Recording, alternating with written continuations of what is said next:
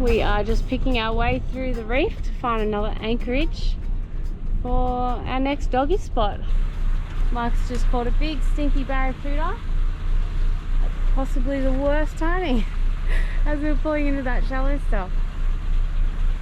I'm going to use that for chum this afternoon when we go out and chase doggies.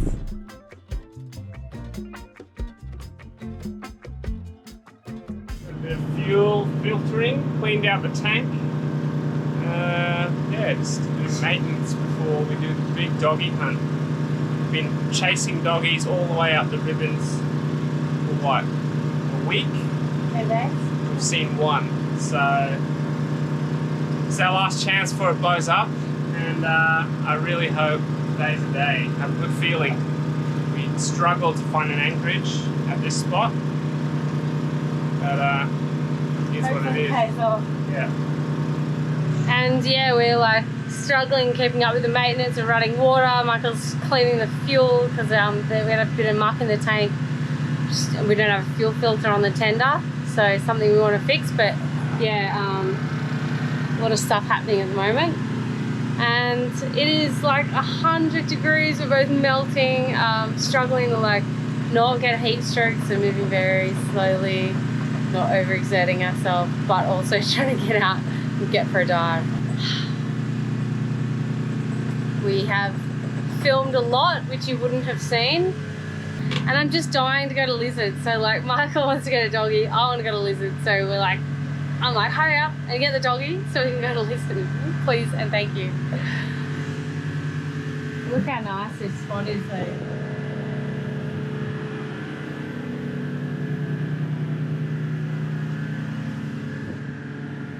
Enjoying the Ribbons, Jess? Oh, it's fantastic. Diving is world class.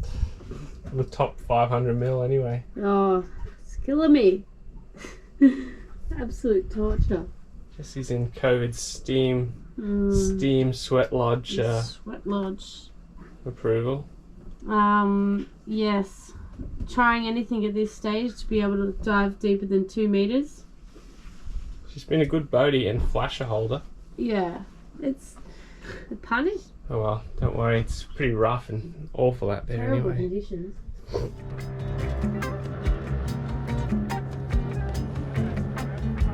That's stunning. I want to dive that. Stick my head over. So clear. That current's pumping. Which way is it going? In? Oh, I think like this. That is insane. It is. Crystal! Look at the drop off. What? Oh my gosh, I don't know. 30 meters here. Whoa! Look at that! Oh my gosh, that is crystal! We're on here. Whoa, look at Where? this. Big bobos or something. I hope that's coming out on camera.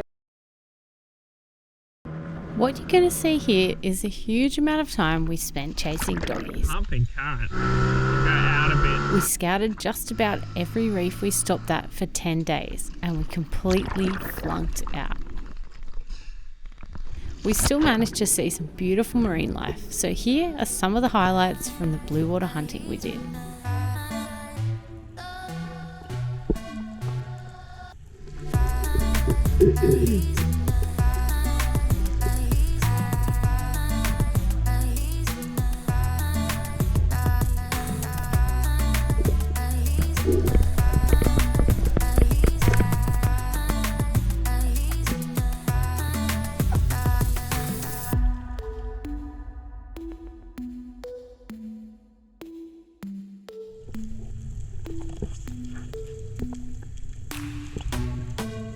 I thought that thing was going to swallow me. That was hectic. I thought it was going to fully swallow me. With few doggies sighted and my blocked sinuses, we turned our focus to the reef. We were starting to come across some of the most beautiful diving we'd ever seen. That's the biggest clam I've ever seen. I think all the other dead ones, it's like it eats other clams for breakfast.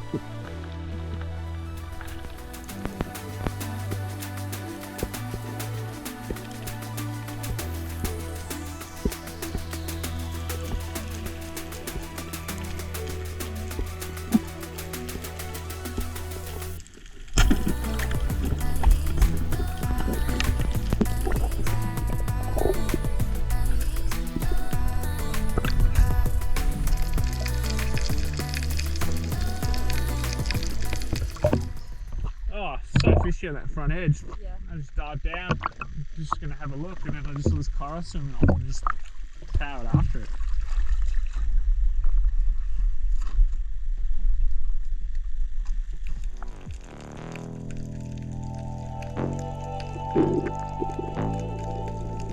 This next spot we dived was one of the most stunning wall dives we've ever experienced.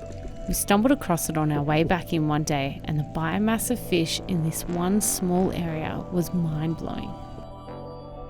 You see all those big blue-lined sea bream?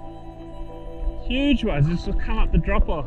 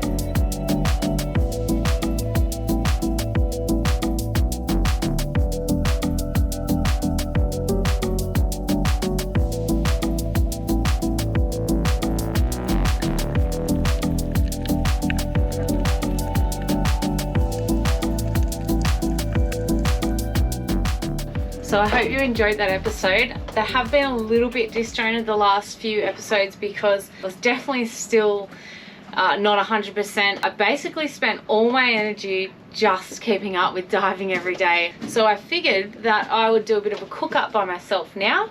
Michael's away. This is real time. We're in Townsville at the moment. We just came back from 2 weeks on the hard. Had someone make a comment the other day saying, "It must be nice when Michael cooks for you all the time." And that couldn't be further from the truth. We go 1 for 1 each day. So I'm going to show you how I cook one of my go-to trout meals. It's very easy. Diving on the Ribbons Reef was pretty amazing. We absolutely loved it. We got 10 days on the Ribbons. All in all, it was absolutely amazing. As you would have seen, like the colors, the fish life, something just a bit different about it compared to the southern reefs. Probably different corals, different fish, just more bait in general. So basically I'm going to pan sear it mainly on one side, the skin side, and this is like the laziest way you could cook a trout fillet because you don't have to fillet the trout skins. So salt, pepper and garlic powder on the fish fillet on the skin side. Fry that in some really hot rice bran oil, and then I'm going to whip up a salad now, and we're going to eat that for dinner. I'm going to eat that for dinner.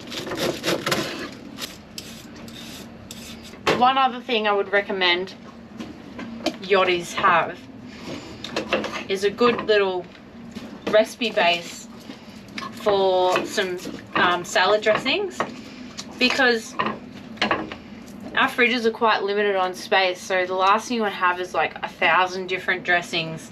It's always a little bit different. You're not getting sick of the same salad dressing because you want to use it up, and you're not wasting space in the fridge. So this is my little trusty rusty salad making jar. It's always good to have a jar. You can really shake it and emulsify it. You don't have to worry about blenders and all that. Squeezer, Dijon and seeded mustard, a teaspoon of each in basically, a little bit of olive oil. So there you have it, creamy Dijon salad dressing. Garlicky, bloody delicious. Amazing. So somebody also asked me recently, they went to fry some fish. When they cooked it, I'm looking at you, all the water came out and it was a really wet dish, and they didn't get the crunch they wanted. So something we always try to do is reduce as much water as possible on that fillet. You want to get some paper towel and just press that fish as much as you can without obviously squashing it, but pressing that fish to get as much moisture out of the scales and the flesh. And then that way, when you cook it, it'll be nice and dry and it'll crisp up really well. You also want to make sure that your pan is hot enough. So, we'll just dry it now that it's flipped over. You can see that those scales are already trying to lift up. I usually cook this in my cast iron, that way you don't lose the heat as soon as you put the fish in. You can see there just how crispy that is on those scales. Coral trout is ready. A little bit of garlic bread. Got some delicious red bread left over from the markets. Coral trout the easy way, a nice salad and some garlic bread. I'm gonna go and enjoy this and watch what little of the sunset there is left. Join us next episode. We're heading to the cod hole, so you can't do a trip to the Ribbons without going to the famous cod hole. So we will see you then. Cheers. So that's the coral trout crackling.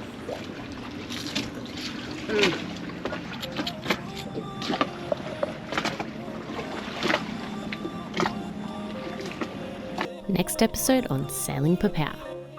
Move, Maori sea perch, buffalo emperor, jobfish.